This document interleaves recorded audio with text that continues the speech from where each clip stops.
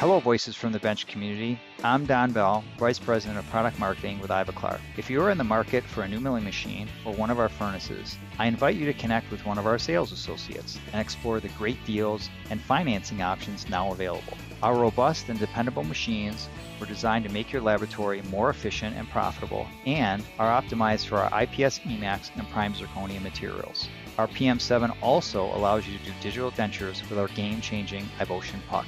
So give us a call or log into ivoclar.com. Wishing you much success as we close out 2024. And always, Ivoclar, we appreciate your support.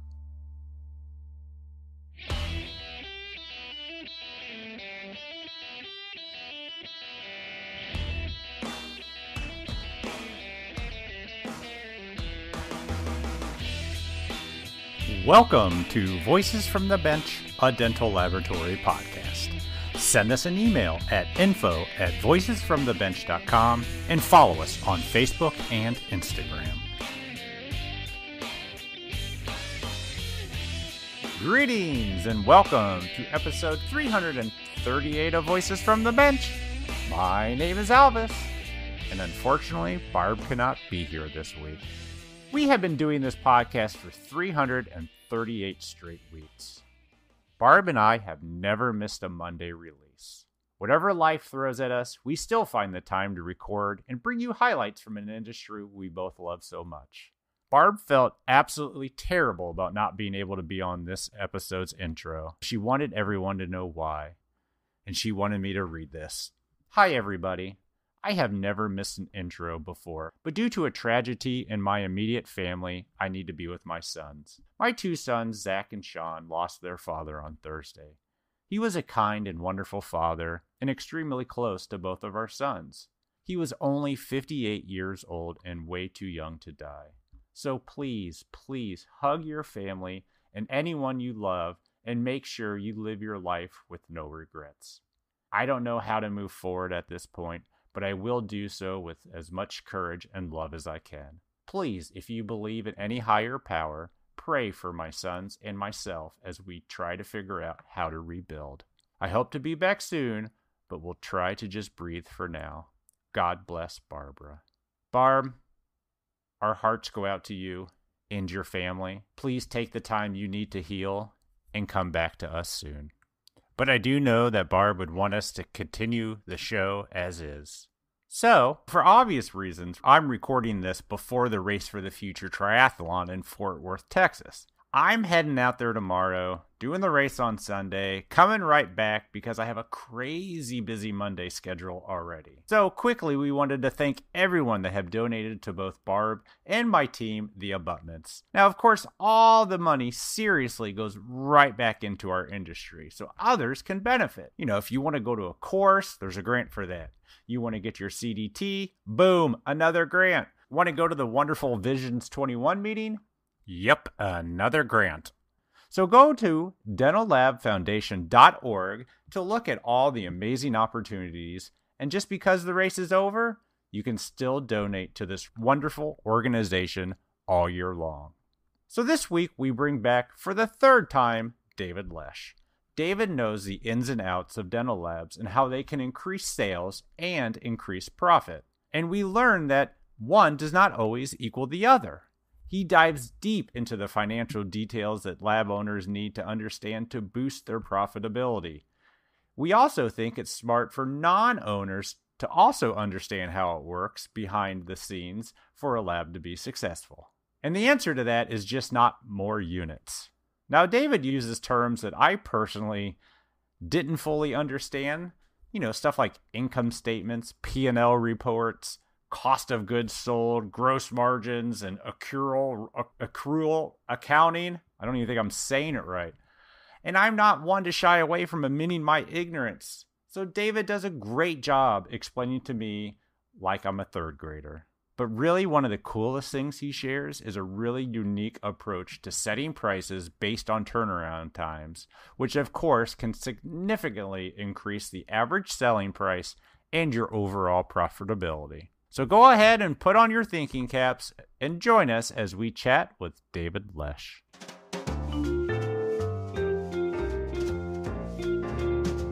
Voices from the Bench.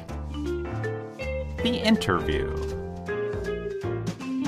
Barb and I are super excited to have back on a guest for the third time, and as my dog knocks over my microphone, back on the third time, David Lesh. How are you, sir? Good, I'm great, thank you, and hello to both of you. Since we've had you on, your first one, I think we've had about 2 or 3 guests on that sing your praises. Oh, yeah. I know For when sure. your episode came out, there were quite a few comments on the social media posts calling you, quote, the man. So we decided I think it's time we dive deeper into the brain of David Lesh to find out. Ooh. Yeah, I don't know how deep you want to go. Maybe Well, I not didn't shave my scary deep. scalp, so you're going to have to, I don't know how you're going to get in there. But Nice. go ahead, you're welcome to get in as deep as you can get in. Yeah, so you were on the last time talking about sales. Right. And I really geeked out over that because that's a lot of what I do. Mhm. But I know you have a lot to do with profitability Right. and some other things that can benefit labs. Mhm. So where do you want to go first? How do you want to jump into this? Well, sales is just, I love it. I love it. I think I'm pretty good at it. And I think I'm pretty good at helping others achieve their sales goals. But I think sales are often misleading because sales don't always exactly correlate to the profit expectations that people have, right? Yep. And Yeah. so really what I love doing, as much as sales, really, maybe even a little more, is just talking about financials and teaching lab owners, their CFO or accounting people, third party, whatever it is, a little bit more about financials. Because at the end of the day, if you're not growing profitable sales, then all you're doing is wearing yourself out and taxing your resources. So by understanding your financials, and by financials, I mean particularly or specifically the income statement. Hmm. So that's what I love to talk about is using the income statement as a way to understand how profitability occurs in a lab, how to manage it, how to create KPIs and metrics around it for others, and how to improve it. So I think we need to start with what is an income statement.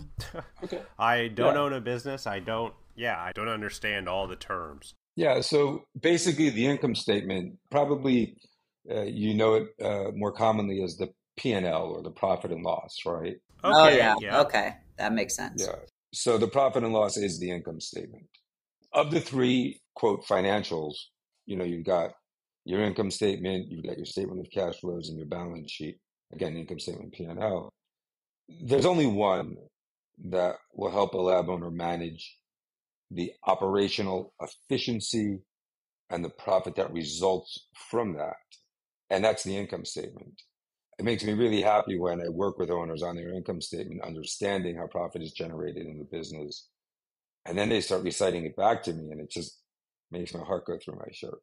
So do most lab owners that you work with already have the proper spreadsheets and things? Do they have P&Ls and income statements, or do you need to help them form them, or both? So I would say that I have almost never been in a lab that has anything usable. Oh, So- jeez. Yeah, that's But why I I asked mean, the and- question. Yeah.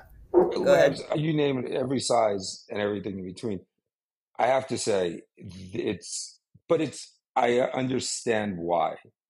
It isn't the lab owner's fault. It isn't the accountant's fault. Really, what it is you've got an accountant who believes that their job is to keep your financials for tax purposes. Hmm. Okay. And that doesn't mean discretionary income and how they deal with that. But it means that basically, as long as sales make it into the income statement one way or another, fine. And as long as expenses make it in there one way or another, fine. So in the most basic example, you'll see a lot of, let's say, labs, even 5 million plus, but under 5 million, where you have an accountant who just takes bank deposits. Hmm. Those are your sales for the month. Yeah. And then they take your credit card bills, and those are your expenses. So you look at the income statement, and you've got a sales number for a period of time, be it a month, a quarter, or a year, that has nothing to do with when the actual sale occurred. It has to do Right. with when you got paid. Okay. Mm-hmm. But then you've got expenses that have nothing to do with when let's say in the case of direct materials, when you're managing COGS and improving gross margin, you have expenses that have nothing to do with the period in time where those sales happened. So you wind up with a situation where, the best situation is you're looking at financials for, let's say, the month, quarter, year, whatever period of time. And you've got a period of time and you've got sales, which are an accurate reflection of what your lab produced, regardless of if you got paid or not. Right. The income Got it. statement, Yeah. it doesn't matter if you got paid, you made it. So it's on the income statement as sales. Okay. Yep. And then below that, particularly if we're looking at COGS, direct labor, direct materials, direct supplies, directly associated with creating those sales, with manufacturing that work. So now what your direct labor cost, what your direct material costs were, direct supplies, specifically related to that work. That's the only way you can manage it. Yeah. So, that's moving toward what's called accrual accounting. So I also see it where labs, they use software that takes their invoices and it imports them as sales into QuickBooks. And then they Right. maintain an accounts receivable ledger on the balance sheet. And that's fine. But even in those situations, you still see all of the expenses just being dumped into, if we're lucky, cost of goods sold, if they're COGS expenses.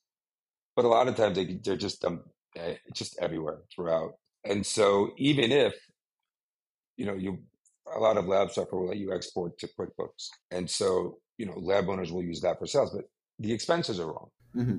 So you don't have good numbers to work with. And that makes it really hard to know where your numbers should be, where they are, and then budget to where they should be and manage to where they should be. So why isn't it as easy as money coming in is more than money going out? Why isn't it not as simple as that? It is for a lot of people, and that's great. But for people if you want to amp it up, the reason it isn't that simple is because the expenses, the money coming in, first of all, needs to reflect the period in which the activity happened, when the sale occurred. So when the case got invoiced. You want to know how much business was generated in that period. Yep. So now you say, well, as long as that's bigger than the numbers below it, what's the difference? Right? The expenses. Yeah. Yeah, the difference is your expenses behave differently. Okay. So your COGS items, so cost of goods sold, direct material, direct supplies, direct labor, those items move in a linear fashion with sales, right? If you double your sales, you're going to double the dollar value of your COGS items. Now, Right. I wrote an article in LMT, I think it was this year. There's a link to it on my blog, and it talks about KPIs, and that when you think about COGS expenses, those that move with sales linearly, you only look at those in percentages. Okay. So for instance, let's say you do $1 million in sales, you have 50% cost of goods sold, and then you got 50% gross margin, the money that's left over after cost of goods sold. So if it's 60 COGS, you'll have 40 gross margin. Okay. Yep. They act differently. So you want to measure your cost of goods sold in percentages, because if you do $1 million in sales at 50% COGS, you're going to have $500,000 in cost of goods sold. But if you grow the sales to $2 million at 50% COGS, you can have $1 million in cost of goods sold. So even though the dollar amount changed, the percentage didn't, because it moves linearly with sales. If I double or triple my sales, I will double or triple the dollar value of my cost of goods sold items and the total cost of goods sold. Okay, but the percentage won't change. So in that article that I wrote in LMT, I talk about when you look at your COGS, you only look at the percentage. That's what you budget to. That's what your KPIs are set around. The idea is to reduce, manage, and where you can, reduce your COGS item, direct labor, material, supplies. So if your direct labor is at, just for round numbers, 20%, okay? If you get that down 2 points, you're increasing your gross margin 2 points. Now, you said, okay, so money in, money out. So your COGS items move in a linear fashion with your sales. Your fixed expenses don't. Okay. So what happens is you have fixed expenses. Let's just say for round numbers, the lab does $10 million in sales, 50% COGS, 50% gross margin left over. Okay. And let's say it has $2 million in fixed expenses. Well, the way profitability happens in the lab or any business is you don't make any money until you break even. Yeah. So by understanding your fixed expenses, so in this case, you said $2 million on a $10 million lab, to get your break even, you simply divide your fixed expenses by your gross margin. So 50% or 50 cents on the dollar, which again, I talked about in that article, that you can always look at your COGS as cents on the dollar instead of percent. So if you're making 50 cents on the dollar in gross margin, 50%, how many times do you need 50 cents on the dollar to pay $2 million in fixed expenses? Well, you need it 4 million times. You take 4 million in, half that would be the 2 million to cover your fixed. So for that $10 million lab, with that scenario, their break even is $4 million. The profit that is generated from that is everything above break even times your gross margin, right? So you got $4 million break even, $10 million in sales, $6 million above break even. And then that times your 50% gross margin or 50 cents on the dollar above break even, the 6 million, gives you $3 million in profit. So a lot of lab owners don't really know that this exists, and what I love to do is I work with the lab owners, their accountants, whatever, and I just create these spreadsheets and I show kind of the levers of profitability, how you can adjust, how you can understand these numbers, look at them, and then use a worksheet to adjust them and do what ifs, right? What if, like in the levers of profitability, you grow sales, which doesn't improve your COGS percentage at all. You're just growing sales. So if your cost of goods sold is 50 cents on the dollar, it's going to be 50 cents on the dollar, whether you're 1 million, 2 million, or 10 million. Right. Granted, maybe you get some efficiencies of scale, but putting that aside. And so working with lab owners to understand the levers, increasing your average selling price. So growing sales by increasing average selling price, growing sales by adding clients, reducing COGS, which the combination of all of that improves your gross margin. And then the improvement in your gross margin reduces your break even, because now I'm dividing a higher gross margin into those same fixed expenses. So it's reducing my break even, giving me more dollars above break even. And then I multiply those dollars times my new higher gross margin to get my profit.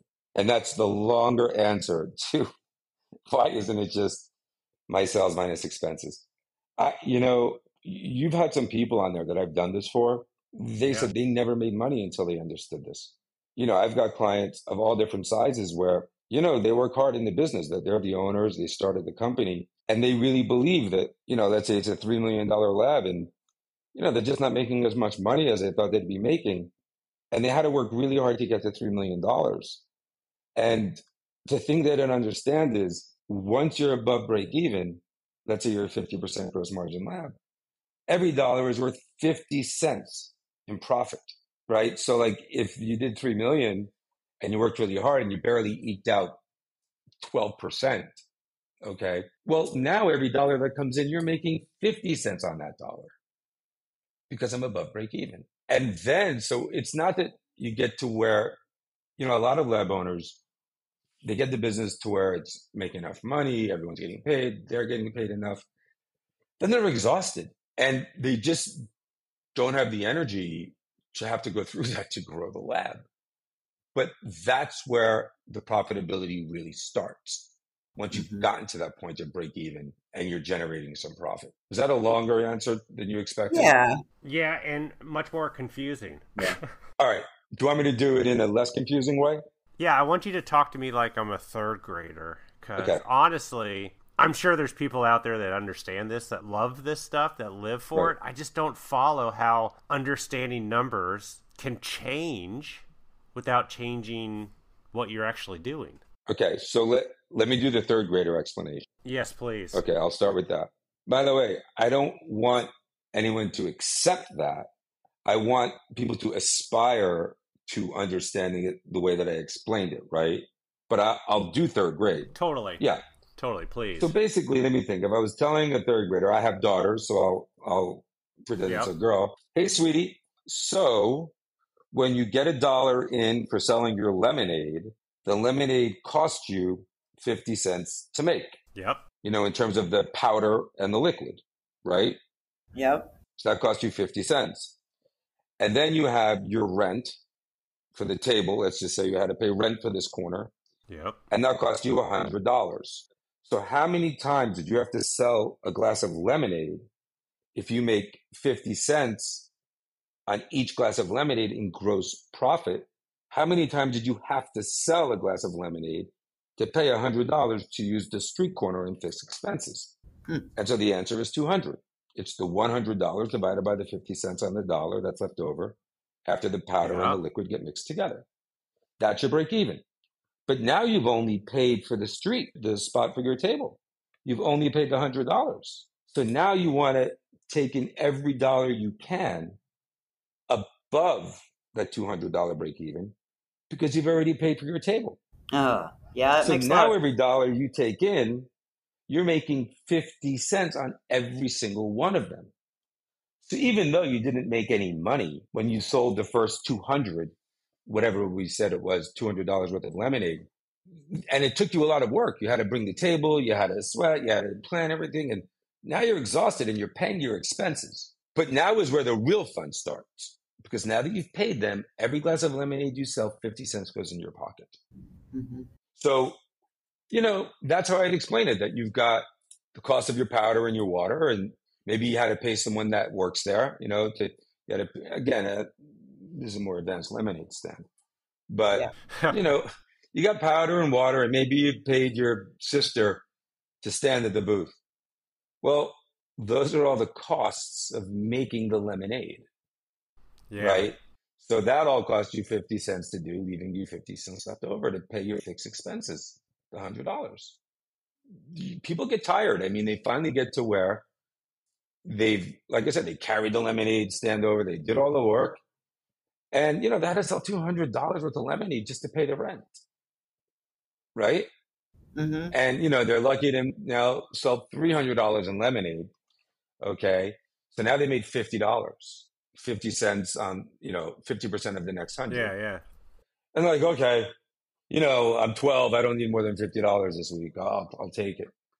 But they're tired. And every week they go back to make $50. Right? But what they don't realize is how that $50 was generated. That you didn't make any money in the beginning. And now everything you do, if you do another $100 in sales, you go to 400, you make $50 on that. But the first 200 you made zero on because you were paying your fixed expenses. So in a lab aspect of it, and I'm just confirming that I'm following you here. Mm-hmm. Let's say you have a lab that only sells zirconia crowns, mm-hmm. and they think they're making $50 on every crown, mm-hmm. but they're not making anything until they first make enough to pay for rent, material, electricity, employees, insurance, blah, blah, blah, blah, blah, blah. Okay. You're exactly right. Sorry to interrupt, except that but your trend is right on. But keep in mind, we have to look at what goes into cost of goods sold. So cost of goods sold is everything involved in making the product. That it is not customer service, but it is technicians. Okay. Those are involved in making the product. So, kind of a rule of thumb that I tell people when I'm working with like CFOs and they're trying to categorize or whatever it is. I say, look, if it's in the box that you ship out, it's a cost of goods sold. If it isn't in the box, but it was in the manufacturing area of the lab, it's likely a supply. And anyone that touched what's in the box on the manufacturing side of the lab is direct labor, right? So those things go there. So when you say employees, you've got the cost of goods sold also has to include the employees. Your fixed is everything else. Now, your sales employees are fixed expenses. Your customer service, fixed expenses. Management, executive management, fixed expenses. Electricity, all that fixed expenses. So phone, you name it. Consulting, something's got to pay for those fixed expenses, and doesn't it come from the crown you made $50 on? Of course it does. So let's say your fixed expenses are $10,000 this month. Yeah. So basically, if you sell a crown for 100 and it costs you 50 to make, and you have $10,000 in fixed expenses, you've got to sell $20,000 of crowns that will cost you $10,000 to make, and you'll have $10,000 left over to pay your $10,000 of fixed expenses. You're at break even. But that's not even cost of goods yet. No, you got cost of goods because I subtracted. I did $10,000 in sales or whatever I said the number was. Yeah. I took my cost of goods sold, direct labor, materials, and supplies. That was 50% or 50 cents on the dollar.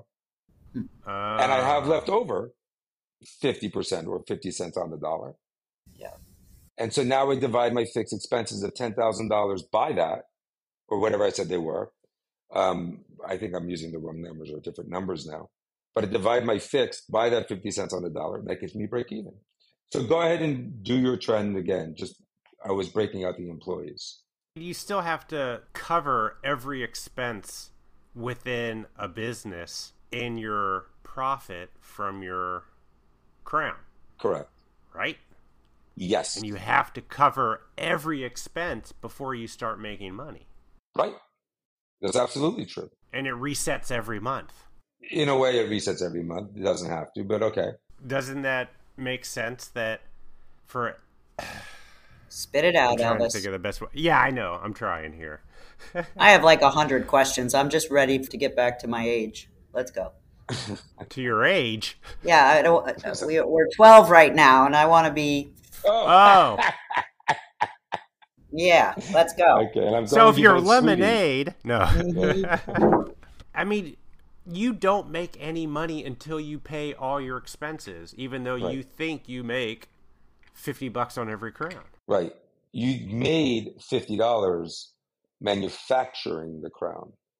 So direct labor, the people that touched it, direct materials, everything that was used that landed out in the box that got shipped to the customer, and direct supplies, everything else in the lab that didn't make it into the box. Those are the things it took, just like the lemonade powder and the water and the employee that your sister that you paid $1 to work there. Those are the things it took to make it. So it took 50% of the 100 I sold it for to make it, and it left me $50 a unit. So that's true. Then you have to pay your fixed expenses. Out of that leftover $50. Right, exactly. There you go. Out of the leftover money. Is that like your building and your power and all of that's that? all that. Okay. Salespeople, rent, Yep. I say consulting, but professional services, travel, all these things that aren't in the box going to the customer, that's generally going to be a fixed expense, generally speaking. Anything that isn't in the box or labor that was involved in making what's in the box, those things are going to be COGS. Just about everything else is going to be fixed. Really, COGS is direct labor, direct materials, direct supplies, being directly involved in the manufacture of the product. What if your fixed is another $50? Well, what if you use up all your thing? Well, fixed doesn't rise, like your rent doesn't rise by how many units you do, right?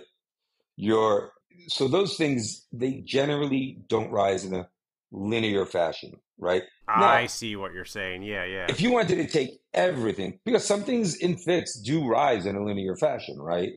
So like sales reps who get commissions and things like that, Yeah. Merchant services. So the discount credit card fee, those rise. I mean, as sales go up, those will go up. And so you can take those and create what's called the contribution margin, which is where you take man. What's that, Barb? Oh, no, that was me saying, "Oh man." Yeah, you take another term. Yeah, well, you're taking every variable. I mean, every expense that moves linearly with sales. You're putting every one of them, what they call above the line, above fixed expenses, and now it's telling you what is left over after all of your linear expenses to pay all your fixed expenses. But forget I said contribution margin for the time being. Yeah, please. Okay. I can't take another one. So when you meet with labs, where are they usually at? How does anybody make money with this? This is where they start making money. So you had a client of mine on one of your podcasts, and I listened to it. And I think, he talked about me doing sales. And then he talked about me helping him with KPIs and financials. And I believe he said he never understood the lab never made money before that, right? Like he made enough to get by, is what I think he said. But once he saw what I call the levers of profitability, once I took his current financials, and I say financials, I mean income statement, I put it in Excel.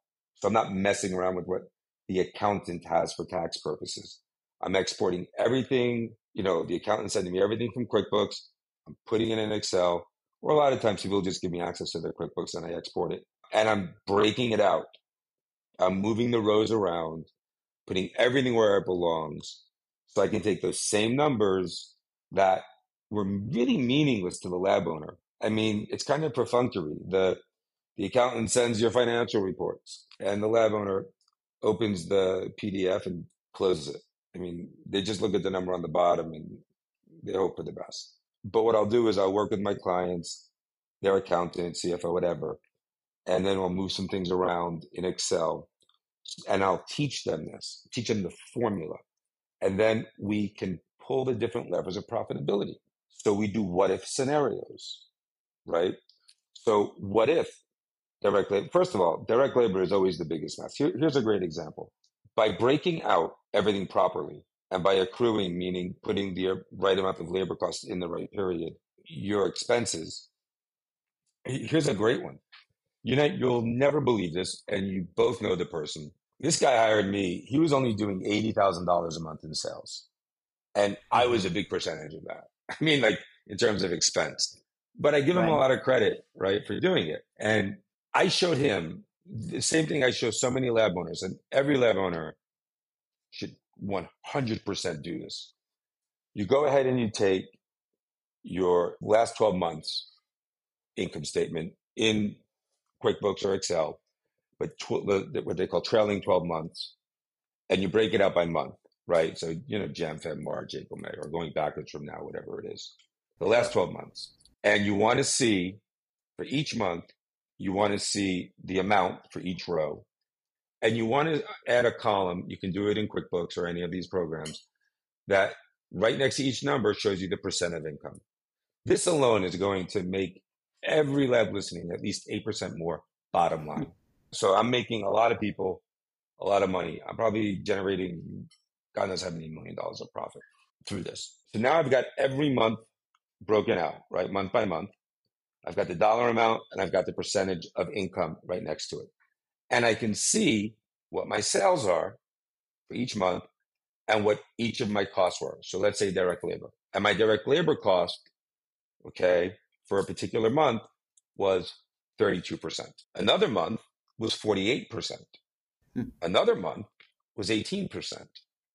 Another month was 50%.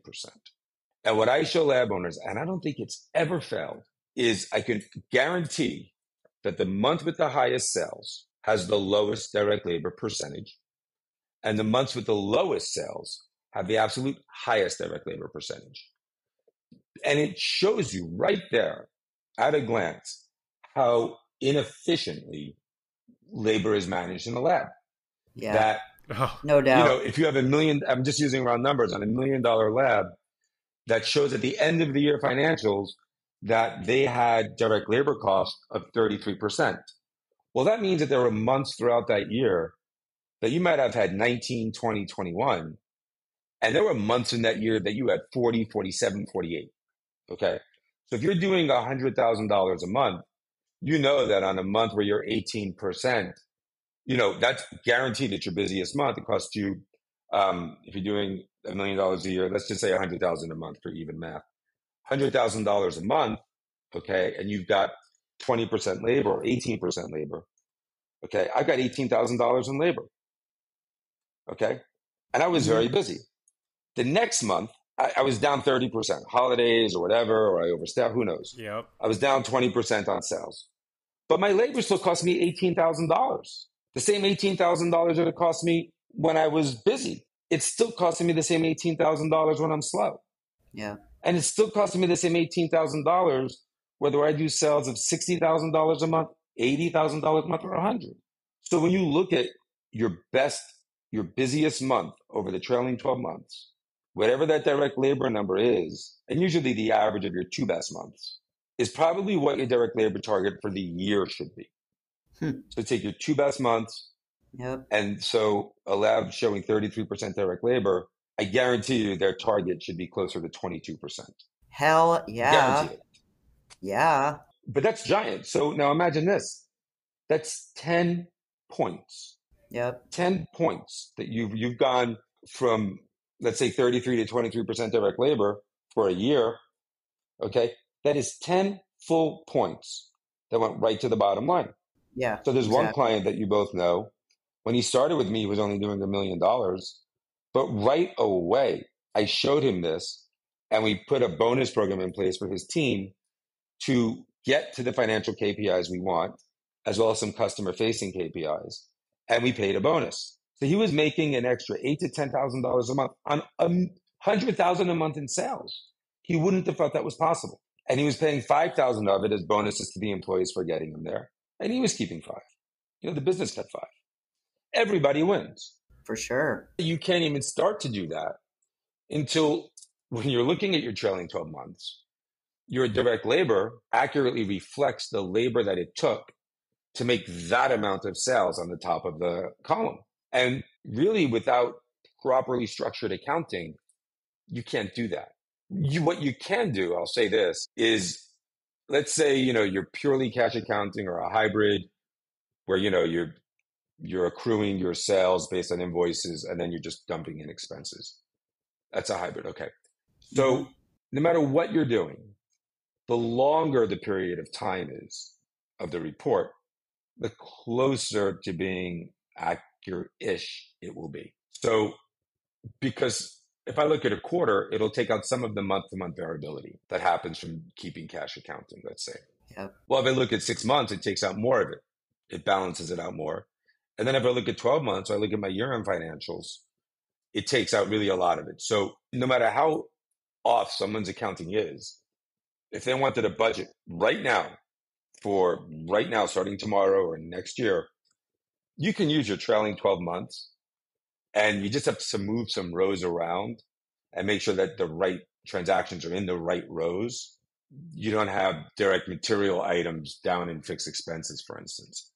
So I'll work with labs taking their trailing 12 months, moving those things around to get it to be pretty close over a broader period of time, and then use that as a budgeting tool going forwards. Do you, when you go in and you work with labs, do you already have like targets in your head? Obviously you do, that are achievable, that you feel makes a company more profitable, like percentages and things? So basically it's really a function of, like, if I see your price list, I know what everything should be, right? Wow. Because it costs you just about the same amount. So like if you buy an Emax ingot, okay, that Emax ingot costs roughly the same, whether you're selling that crown for $100 or $400. Yeah. Right? Yep. So as a percentage, I know if I look at your price list, I know that your direct materials cost, whether it's zirconia, epox, Emax, whatever it is, when I look at your price list, I know what those costs should be.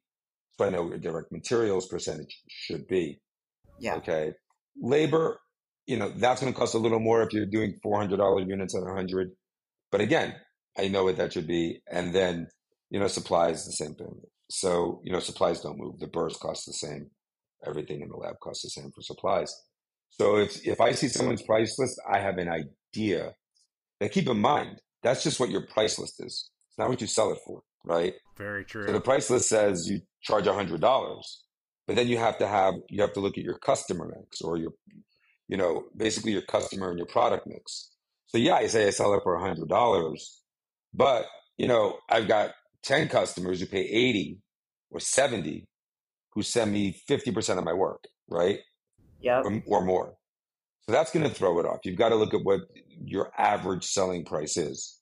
So basically adding up how many units did I do this month, or rather, what were my sales for this product, zirconia or Emax, divided by how many units I did, right? That's a better way to look at it to get your average selling price than looking just at your price list. So I'll look at a price list and I'll say, what's your average selling price on these things? Is it closed? Do you discount a lot to most? Basically, I could just about describe the lab perfectly to someone just looking at some basic numbers. I mean, in fact, I had a client once said to me, in fact, the guy that was on your podcast said I made him feel like an idiot, but he liked it. And I like that quote. But, I give him a lot of credit. Like, he wanted to learn what he needed to know. But yeah, I had a client tell me, I'll give you a perfect example. I said, what's your average client value? Which is, by the way, one of my 4 key numbers every lab owner must know on the tip of their tongue, top of their brain, at every second of the day. But I said to this lab owner, what's your average customer value? And he says it's about $2,200. Well, he says it's $2,200, and he did that by dividing the total number of sales, right? The amount of sales, by the statements that were sent, right? Yeah. So get an average. Yeah. Get an average, right? I said, because for a lab your size, I would have expected it to come in at, and this is a God's honest true story, I would have expected it to come out at around 1330, 1335. In fact, I have the email exchange. You won't believe it. And I didn't know really much about the guy. We only spoke for maybe an hour, and I saw his price list. I said, I would have expected around 1330, 1335. And he emails me, so I have the proof. He says, here it is from my CFO. Our average doctor does 2,500 or something like that. And I said, I'm not usually wrong. Sorry. I'm not usually wrong. But let me ask you a question. Do you have a lot of combined statements? We have multiple doctors going on the same statement because it's being billed to one parent office or parent company? Oh, yeah. Yep. He says, oh, yeah, we do. I said, well, then, of course. So I said, so if you have 100 statements, that could be 200 or 300 doctors. Right. So now go ahead and take your sales and divide it by the real number of doctors on those statements. Yeah. I have the whole email exchange. He said, I don't believe it. You're right. I guessed 1330 or something like that. And it was 1333. Wow. So when you ask me, Barb, can I tell, how much can I tell and what do I expect? I usually have a good idea. And if it's different than what you think, there's probably a pretty good chance you're wrong. Yeah. Makes a lot of sense after listening to that. Yeah. But by the way, if you're wrong, you want to know that as quickly as possible. I show you the proof, right? Like in this case, I said, but how many doctors per statement? They go, oh yeah, now I get it. By the way, can I go on speaking of average doctor value? Yeah. Yeah. So I believe that's one of what I call kind of like your critical numbers to know that I said earlier. Average sale per doctor.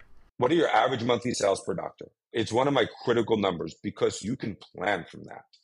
So if I know that my average sales per doctor, the number I kept in my head just that I can take, subtract from and add to, was 10 new doctors a month doing $1,500 a month each. That was our average doctor value. So I was doing $100 a month, all the way up to doctors doing $1,000, whatever it was. My average doctor value per month was $1,500. That means that my average doctor value per year is $18,000. 1,500 times 12 months. Yeah. Okay. So now I can say, well, if I had 10 new doctors a month, not retained, but a first time try, I had 10 new doctors a month. And let's say I kept 100% of them just for this purpose. Mm-hmm. I'm adding 120 doctors a year at $18,000 a year. That's $2.2 million a year of what I call new business opportunity. Okay? Yep. Pretty impressive. Right. So then you say, well, okay, what percentage do we retain after 3 months? It becomes a client. 65%. No problem. 65% of that's like $1.2 million or whatever it is, $1.3 million. No problem. Now I know that if I bring on 10 doctors a month, it's worth 2 million in business. And with this retention rate, it's worth, I think it's 1.3 or whatever it is, 1.3 million a year retained. Well, now if you know your gross margin, now I know that, let's use round numbers, $1.4 million in retained business is worth $700,000 in gross margin. So if I'm already above break even and I can bring in 10 new customers a month, then I'm making $700,000 a year in profit.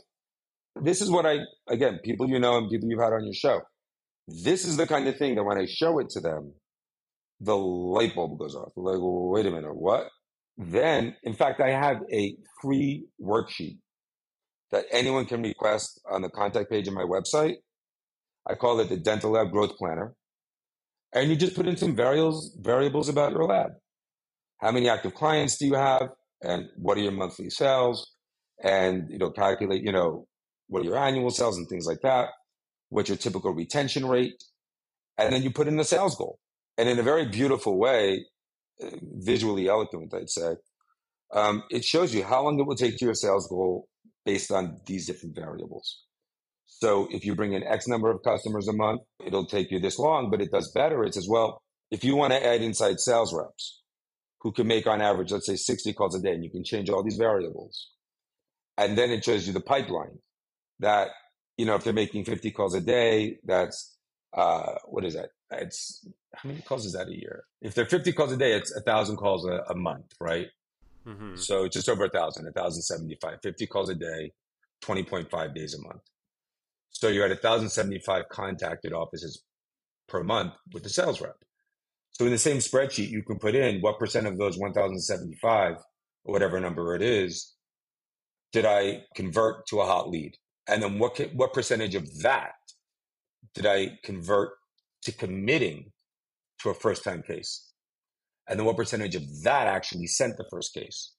And of those, what was my retention rate, or what retention rate have I had that I can expect?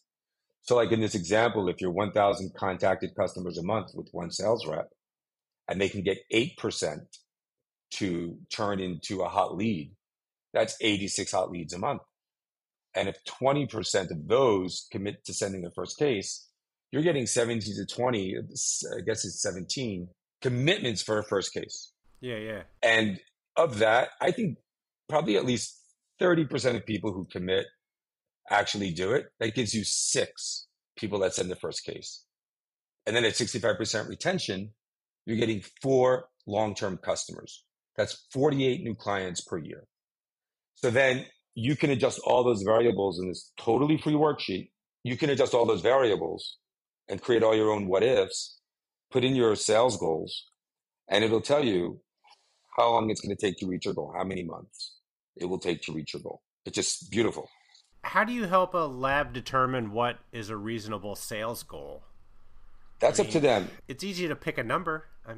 So it's funny you said that. This free worksheet also has some check boxes that I can work on lab owners with to work backwards, right? So when you say, so some lab owners just have a number in their head. They want to get to $30 million, whatever it is. They want to get to this number. But then some say, well, wait a minute. I want to sell this in 5 years, and I want to sell it for at least this much. So you can work backwards from that number. The point is, so some clients come to me and they say, look, this is what I want to do in sales per year. So we put that into the worksheet. Some say, this is what I want the exit valuation to be, estimating a 4x multiple conservatively, let's say. Because for a well-run business, you should be able to get that or more. So then we work backwards from that, right? So at a 4x multiple, what does EBITDA have to be? And then if EBITDA has to be this, what do your sales have to be based on your current levels of profitability, right? So what is your COGS? What is your gross margin? What are your fixed and your break even? That's what gives you the EBITDA. So now we're working backwards from exit valuation. Or some people just want, I want to make this much money a year. Okay, let's do that calculation. And we'll work backwards from that. Here's how much a lab has to take in order for you to take home this much. So this worksheet is a great way to kind of start. You just, like I said, you put in your annual sales goals, start with that no matter how you get there. And it just tells you how long it'll take to get there based on your current rate of getting new customers. And then based on kind of, again, hiring salespeople, inside sales, foot power, whatever it is, and other marketing endeavors. But isn't there more to that, like the rate of overtime and the shipping costs and the material costs? Don't lab owners also take a look at that? And don't you help them maybe negotiate maybe some costs in different areas and definitely get their overtime under control and just really start zeroing in on those 100%. what we think are fixed costs, but they're really not because we're not controlling them? Right. I've been doing consulting now for 5 years. I was in the lab industry my whole life before that. Yeah. But, in consulting for 5 years, I've seen a lot of different scenarios and I know what to look for. So what I like to do with the clients is once we get the financials organized, we look at each area that I believe is off. Yeah. And we then work to understand the value and the difficulty and the expense of making it right. Okay. Mm-hmm. So I create what's called an initiatives prioritization table. And what we do is we go in, we understand the value of each initiative. And so we score each initiative based on its value to do, right? Okay. Yeah. Based on how much time it's going to take us and how much it's going to cost us to do, right? Because some things, you have to buy technology, or some things cost nothing, some things cost a lot. And so we'll go ahead and create a score based on those three things, because sometimes there's 50 things to do in a company. I bet. And I'll take all the owners' things they want to do, and I'll put this in the share drive that, we can look at together and work on together. We'll ascribe a value to those things. And then we'll let the worksheet prioritize the initiatives based on how much value they contribute to us relative to the cost and the difficulty in doing it. So that's how I like to do it. So they come to me with a million things. Yep. I try to really suggest that we focus on what's going to make you the most money, the easiest, for the least cost. Yeah, because that's really fascinating. I bet you if you organize yourself that way, you can turn things around for them pretty significantly in more than 2 or 3 areas. Oh, I am sure. So I do price optimization, which it's almost price optimization season. Mm-hmm. So we're coming up to September, and that's when I like to work on price optimization. That is a huge one. So priceless management is making sure that the right customers are paying the right price for the right product at the right time is incredible. Yeah. So my price list was probably the only price list in the world that I had an average selling price of, let's say, I would think the example was $125 in this case on the price list. Excuse me, my price list price was $125. No lab you ever walk into will have an average selling price higher than their retail price, right? Yeah. Makes sense. Okay. Yeah. So when I added up my total sales for that product by the total units, I was 135, 136, higher than the price on my price list. Wow. How? You want to know how, you said? Yeah. Okay. Because keep in mind, every dollar of that difference goes right to the bottom line, right? Uh-huh. I'll tell you how.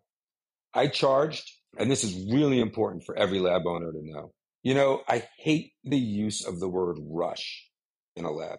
I hate it. There is no such thing as a rush, especially if you know that a certain percentage of cases always come in with this time requirement. It's not really a rush. You're just not prepared. Yeah. Okay?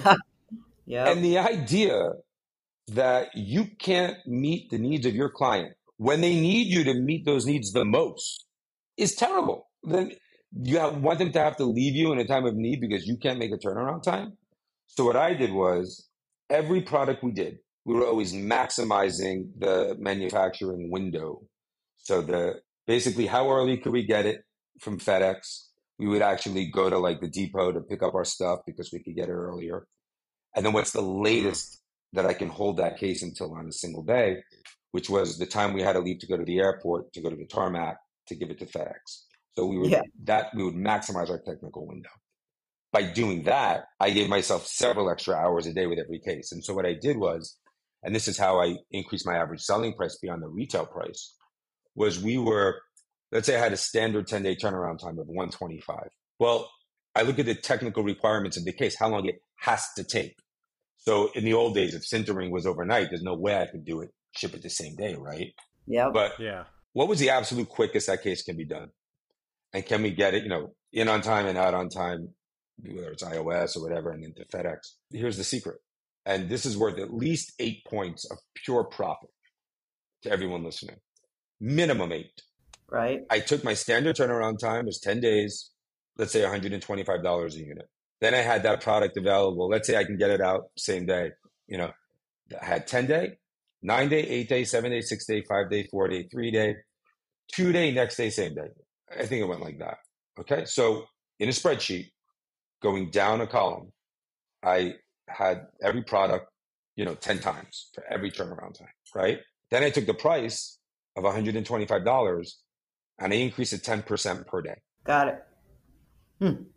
Okay. That's amazing. Yep. It's beyond amazing.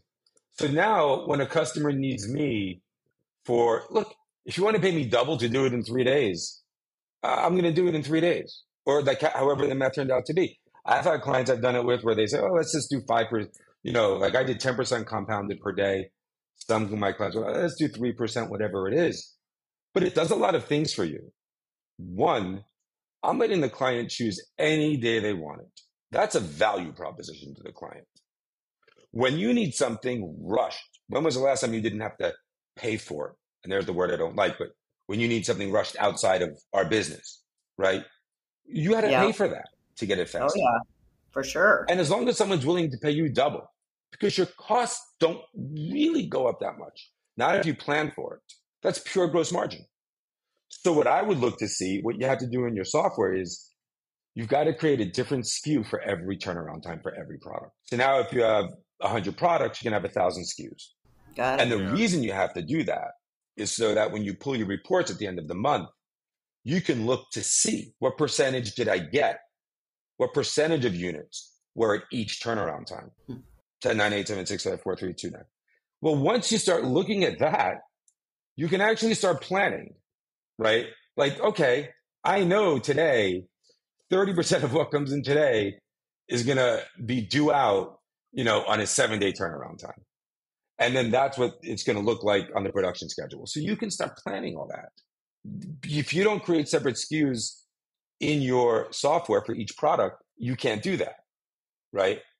So I work with my clients on like creating the SKUs, setting up the software, doing all that, coming up with the right pricing. But it's easy, 10% per day. And it also gives you something to negotiate with clients. So they see it's $125 and whatever it comes to, $140 for that, whatever, for 8-day or whatever the numbers are. If your standard turnaround time is 5 days, you go up 10%, 10%, 10% compounded, 5, 4, 3, 2, next thing, right? Yeah. But it gives you something else to negotiate with prospects about. So if you're in a DSO and they say, well, you're this, but you're this and you're this, well, we can negotiate. Maybe we won't charge you to go from 5-day to 4-day. We'll discount that. Well, now in the eyes of the DSO, you made a big concession, right? Yeah. Oh, yeah. So, but at the end of the day, what winds up happening is in the example where I said 125 plus 10% per day compounded. Yeah. At the end of the month, I'd look and I'd see how much I did and how much units, what the sales were for how many units. It would come out to like 135, 137 because people were ordering 7, 6, 5, 4, 3, 2 next. That is pure profit. It's such an interesting concept. I mean, people ask us to rush it all the time. It's a terrible word. Make money off of it. First of all, it's a terrible word. They're not asking you to rush it. People ask us to do things quickly. They're not asking for anything quickly. They're just saying, I need this case back by the 14th. So for us, that's a 3-day turnaround time. No problem. See, if you allow the word rush to be spoken, like I don't ever want to hear it in the lab. It is not a rush. It is a turnaround time. It's like FedEx calling a next day a rush because they also have second day and ground. So if you want next day service, no, it's not a rush. It's a next day service. Next day AM is not a double rush. It's just next day AM service. It's a double charge. That's fine. And FedEx for people that need that service, they pay it. And it's the same thing here. A great example. Yeah. There is no such thing as a rush. And again, it's coming in, so it can't be unexpected, right? You get these percentages of cases that are always due at faster turnaround times, and breaking out those SKUs will give you good analysis on kind of how to schedule and be prepared to meet those needs. Amazing. David, that's some good stuff, man. This hour blew by. I'm sorry you had to take so much time to teach me about lemonade. I think it really helped me understand what you're trying to cover here. And I think it's fascinating stuff. Yep. Yeah, and I'd never had to explain it, use an example of a 10-year-old, but it was kind of interesting to think about in the moment, right? Like, how would I do that? And it made a lot of sense. Yeah. I'm imagining myself kind of, bent down with my hands between my knees, talking to little kids. But it was cute. And I liked it. And I think it made a lot of sense. And after I did that with you, I was like, you know what? That is really a good starting place. Yeah. Like, I'm starting at a level that I think it does make people a little dizzy. And I started here, and then we go from there, right? Yeah. So I kind of enjoyed doing it. I'm glad you brought it up. Yeah, I've never had my own P&L report. I've never done any of that, so I needed that dumbed down version, and I appreciate it. But 8 and 9 Consulting, everybody. I mean, go get this free worksheet. Heck yeah. Figure it out. And by the way, can I make, stuff. Get the free worksheet for sure. It's on the contact page of my website. Check out the blog, a lot of relevant articles related to what we spoke about today. And give me a call. I love connecting with the lab community. And in the worksheet, you can put comments and I can answer it, and it's free and it's fun. So I just love being able to help people. Yeah. And you can tell that really comes through. Well, thank you. And there's a lot of labs that you've helped that are singing your praises. So well done.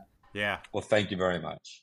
It's great speaking with you both. Yeah. David, thank you so much. And I don't think this will be the last time. I don't think so either. I hope not. In fact, I'm free in a couple hours if you want to. Oh, no. My brain. I can't take it. Well, have a great weekend, and I look forward to seeing you all soon. Do the same, sir. You too. Yep. Okay. Bye-bye. We'll talk to you soon. Thanks, David. Bye. A huge thanks to David for coming on the podcast again to dive deeper into this very important topic. While it might not be directly relatable to most technicians, I think it's wise to understand how a lab can be busy and still not make any money, and also why it's important to figure out why and to change it. And how cool is it that getting rid of rushes and just charging more depending on how fast the office wants it? I think it's pretty darn smart. And also a great way for an office to start putting the correct return dates on the RX. They'll start getting it right if you start charging them. Head over to a9consulting.com to learn more from David and to see what he can do for you in your lab. And remember to go to the contact page to get the Dental Lab Growth Calculator. Also, if you didn't hear his first episode, David came on about sales, so head over to episode 295 of this podcast to hear his story. All right, everybody. Barb, we're thinking about you. Have a good one, and we'll talk to you next week. Bye.